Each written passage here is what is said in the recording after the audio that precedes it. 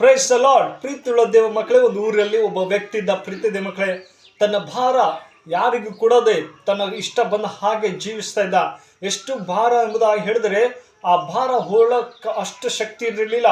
ಆದರೂ ಕೂಡ ಎಲ್ಲರೂ ಕೇಳ್ತಾರೆ, ಏನು ಇಷ್ಟೊಂದು ಭಾರ ಹೋಗ್ತಾ ಇದೆಯಲ್ಲ ತಲೆ ಮೇಲೆ, ಯಾರಿಗಾದ್ರೂ ಕೂಡಪ್ಪ, ಏಕೆ ಇಷ್ಟರ ಭಾರ ಹೊತ್ಕೊಂಡು ಹೋಗ್ತಾ ಇದೆಯಾ, ಯಾಕೆ ಈ ಥರ ಸಮಸ್ಯೆಯಲ್ಲಿ ಇರ್ತೀಯಾ ಎಂಬುದಾಗಿ.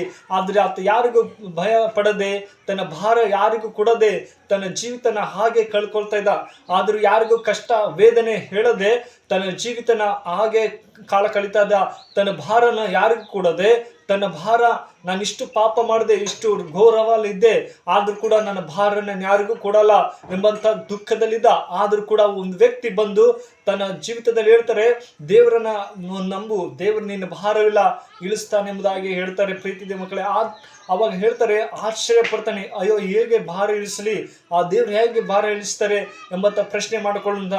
ಆದ್ರೆ ಒಂದು ವಾಕ್ಯ ಹೀಗೆ ಹೇಳ್ತದೆ, ಮತ್ತೆ ಬರೆದ ಸುವಾರ್ತೆ 11ನೇ ಅಧ್ಯಾಯ 28 ವಾಕ್ಯ ಹೇಳ್ತದೆ, ಎಲೆ ಕಷ್ಟಪಡುವರೆ ಹೊರತವರೇ ನೀವೆಲ್ಲರೂ ನನ್ನ ಬಳಿಗೆ ಬನ್ನಿರಿ, ನಾನು ನಿಮಗೋಸ್ಕರ ಚಿಂತೆ ಮಾಡ್ತೇನೆ ಎಂಬುದಾಗಿ, ವಿಶ್ರಾಂತಿ ಕೊಡ್ತೇನೆ ಎಂಬುದಾಗಿ ಹೇಳ್ತಾರೆ.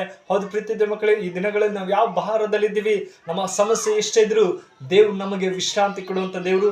ಈ ವಾಕ್ಯ ನಿಮ್ಮ ಜೀವಿತದಲ್ಲಿ ಆಶ್ವಸಿ ಕಾಪಾಡಲಿ.